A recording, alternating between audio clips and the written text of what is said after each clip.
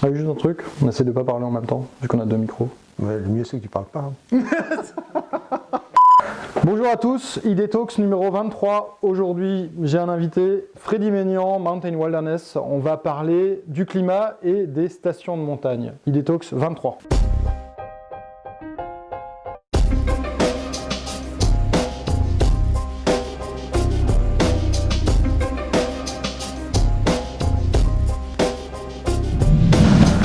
La Cour des comptes a sorti un rapport la semaine dernière en fait sur le fait que les stations n'apportent pas les bonnes réponses par rapport à la question de leur développement. Ils avaient sorti un rapport en 2011 où ils disaient que voilà, il faut changer, il faut faire évoluer, il faut avoir de la diversification, il faut avoir une nouvelle gouvernance parce que les questions climatiques, ça impacte réellement.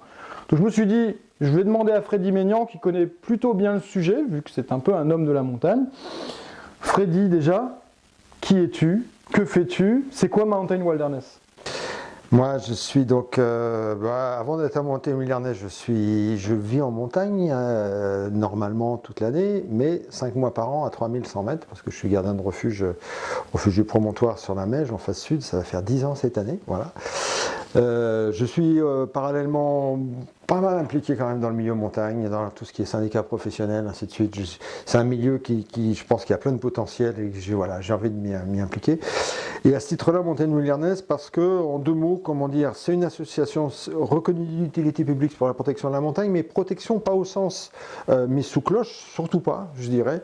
Je pense qu'il y a plus à gagner pour protéger la montagne que les gens connaissent la montagne et l'aiment. Et donc, quand on protège ce qu'on aime. Et donc, le problème, c'est il faut surtout pas ne pas y aller en montagne. Donc, il faut y aller en sachant qu'il y aura forcément un petit impact. Mais si on travaille sur un impact doux en montagne, j'insiste, un impact doux, parce qu'on sait y aller avec des grosses bétonneuses. Un impact doux parce qu'on prend en compte ce territoire de montagne. Alors là, je pense que c'est pédagogiquement et sur les consciences des êtres humains, c'est hyper important pour la protection de la planète. Donc, voilà. Super. Ce rapport de la Cour des comptes qui est sorti, c'est quoi ton point de vue par rapport à ça? Déjà, ça fait parler dans les médias, c'est plutôt bien. Alors, mais quoi d'autre? d'abord, c'est la première fois que les médias en parlent autant. Je suis un peu surpris, positivement. Ben, moi, je trouve que ça... On peut critiquer la Cour des comptes, mais je pense que la Cour des comptes, elle met le doigt sur un vrai problème. Hein. C'est qu'en fin de compte, on est un mouvement qui a démarré il y a 50-60 ans sur les stations de ski, qui avait du sens au début. Hein. Courchevel, c'était une station sociale pour que les gens des banlieues, des villes puissent aller, tout ça. Tout ça avait du sens, même s'il y avait un impact qui avait été sous-estimé, un impact environnemental. Mais il y avait un sens social, sociétal, on va dire. Là, petit à petit, les stations se sont enfermées sur elles-mêmes. On voit, qu'est-ce qu'on développe à l'intérieur. On met des piscines, on met des machins, on met des centres nautiques, on met des canons à neige, on met des trucs indoor. Mais fondamentalement, on nie le fait que ces pôles-là sont en montagne. Et quelque part, on oublie presque qu'on est en montagne. Et je pense qu'il y aurait l'évolution majeure que devraient porter les stations.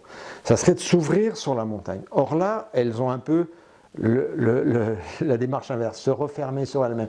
Et alors, la Cour des comptes, bien sûr, ne dit pas exactement ça, mais moi, c'est ce que je rajoute je comprends. sur ce que dit la Cour des comptes, qui dit effectivement, elle dit il faut se diversifier, il faut faire autre chose, parce que le réchauffement, il y a deux choses. Il y a le réchauffement climatique, bien évidemment, qui est très très fort en moyenne montagne, et là, ce qui se passe aujourd'hui, et le fait qu'on encourage encore, mais la Cour des comptes ne devrait pas s'en prendre qu'aux stations, hein.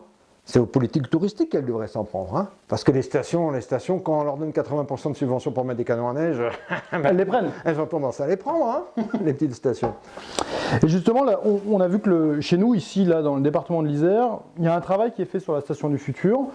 Compte rendu total en avril, là, ici à Grenoble. Et en fait, vous avez participé avec Mountain Wilderness. Et on parle tout le monde dit au final, il faut une station décarbonée, mobilité douce, plus d'humains. Donc au final, ce que vous racontez au niveau de l'association. Mais pour autant, il y a un décalage entre cette vision d'avenir qui est limite partagée par tout le monde. Mais au final, les actions à mener, elles ne sont pas là. Donc c'est quoi qui bloque? C'est les politiques publiques, c'est le fait d'avoir des subventions en fait, qui poussent à mettre des canons et à dire allez-y, nous on continue à vous alimenter, ou est-ce que derrière c'est, je sais pas, les habitants, les touristes, qui a un rôle à jouer là-dedans? Je pense que c'est une responsabilité partagée, y compris nous, les acteurs.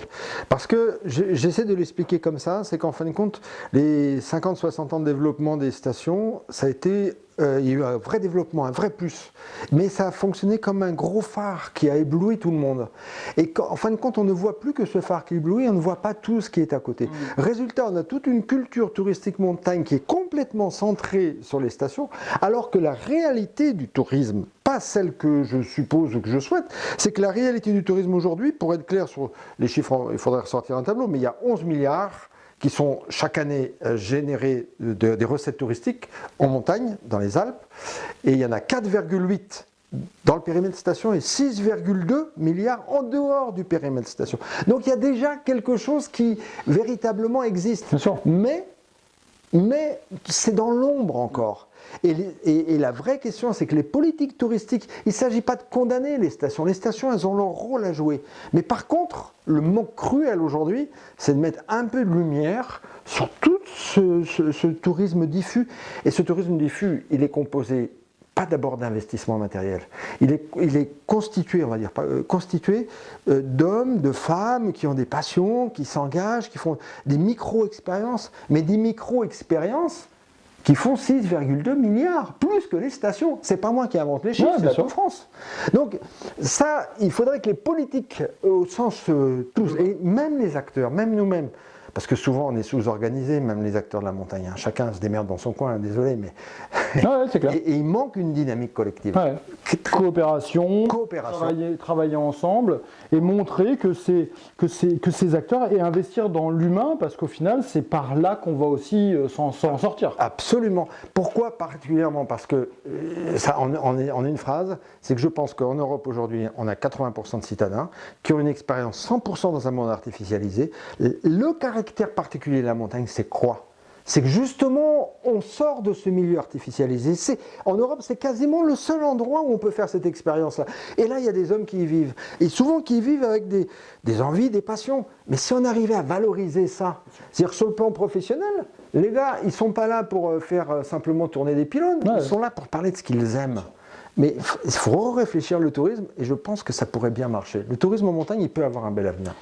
Merci Freddy. On en revient toujours à cette question des habitants, de leur rôle, de leur pouvoir en gros en fait sur ces territoires et ces destinations touristiques.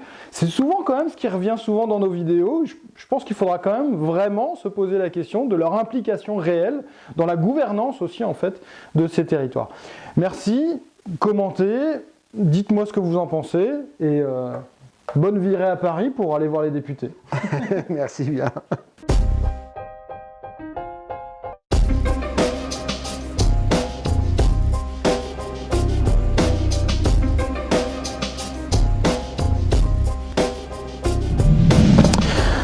Dernier point, Freddy.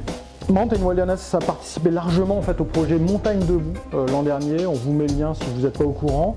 Et vous avez encore montré la solidarité du peuple de la montagne, je dirais, au col de l'Échelle dernièrement par rapport aux migrants. Est-ce que ces combats que vous menez en montagne ne sont pas symptomatiques au final de notre société et si au final on réussit en fait cette espèce de transition, je dirais, humaine en montagne, est-ce qu'on ne va pas réussir à d'autres combats dans ce sens-là sur, je sais pas, la société de manière globale? J'ai envie de dire, je ne suis pas sûr que ce soit la montagne qui va sauver le monde, mais quand même, ce qui se passe en montagne, ça peut bien aider. Parce que, bon, il y a un double mouvement, mais qui se nourrit. C'est-à-dire qu'en montagne, on est proche de la nature, on s'immerge dans la nature, donc on redevient un parmi le vivant. Et un parmi le vivant, ça implique de l'humilité, mais aussi de la coopération. La coopération dans un rapport respectueux à la nature, mais respectueux avec les hommes. Et moi j'ai envie de dire, en montagne, ce que j'aime bien, notamment au refuge, là où je suis, sera la beauté de la montagne et la beauté des relations humaines. Je ne dis pas que c'est spontané, hein, mais on peut nourrir, moi j'ai la conviction intime profonde que la planète, si on veut la sauver, ça sera d'abord par la qualité des relations humaines. Quelle coopération entre les hommes, pas une concurrence malsaine. Et en montagne, cette coopération entre les hommes, moi, elle est presque, elle est liée au contexte dans lequel on est. Quelqu'un qui est en difficulté, on ne cherche pas à savoir qui il est, s'il a un compte en banque, c'est quoi, on s'en fout. C'est quelqu'un qui est en montagne, un petit bonhomme sur la planète qui est à côté de nous. Mais tout le monde fait ça, tout le monde. On fait réactiver des choses positives sur la coopération entre nous en moins. Et la montagne, pour moi, c'est un terrain d'expérience de vie extraordinaire de ce point de vue-là. Parfait. Salut. Merci. Et vous, commentez, un petit like, partage à vos potes et derrière, abonnez-vous à la chaîne YouTube et on se retrouve bientôt pour le prochain numéro. Salut. Merci.